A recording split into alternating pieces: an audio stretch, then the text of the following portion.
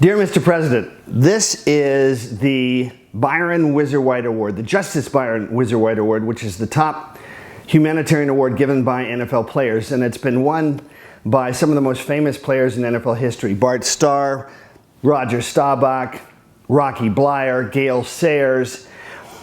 None of those people, however, grew up next door to Justice Byron Whizzer White. But I did, and in 1993 I was lucky enough to win this award, and to me it has embodied the spirit of FDR, of Washington, of Lincoln, of Kennedy, all the presidents that have talked about serving their country. And NFL players are one beacon of light that are dedicated, for the most part, to doing great things in their communities. So I wanted to start by saying that this award could not have been won by me if I didn't have that man next to me. But there are millions and millions of Americans across the country who can do great things. And that's what I want to talk to you about today. The desire for change was the hallmark of your campaign, and it's found everywhere in this country. We all know that the change we all need for ourselves in our personal journeys in our communities has to first come from within, not with words, but with actions. And the call to service is something you've talked about throughout your campaign and this administration. The call to make a real difference in America, to solving the problems in America by Americans, particularly in our inner cities that have been suffering for the last 100 years.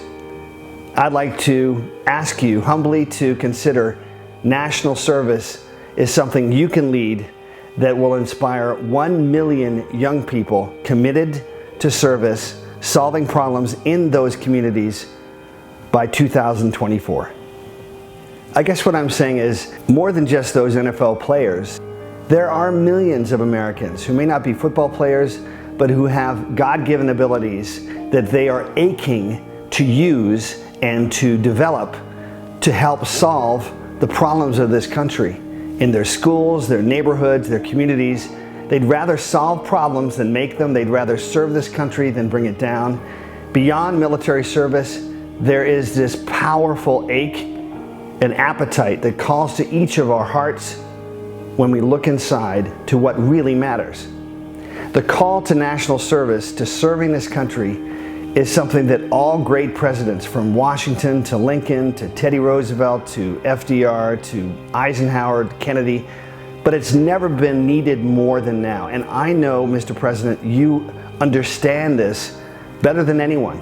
My request to you today is to consider the opportunity that you have as the leader of this great country to lead the next generation of young leaders who care about neither Democrat nor Republican, but care very deeply about their nation. They care deeply about making a difference. They care deeply about making their parents proud, their mentors and teachers proud, their coaches proud, and expressing their gratitude with service to a grateful nation. They care deeply about, well, making America great again.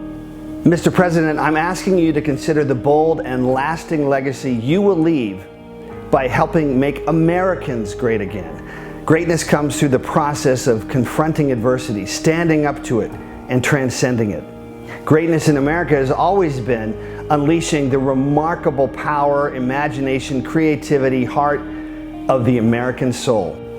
I'm asking you to consider taking national service to an all-time high, not just military service, but service as soldiers in spirit to the American dream. I'm asking you to commit to your own moonshot, our own moonshot, right here where it matters, where we can see and taste and feel the results. I'm asking you, Mr. President, to commit to 1 million young Americans in national service by 2024, solving problems, rebuilding communities block by block, family by family, city by city.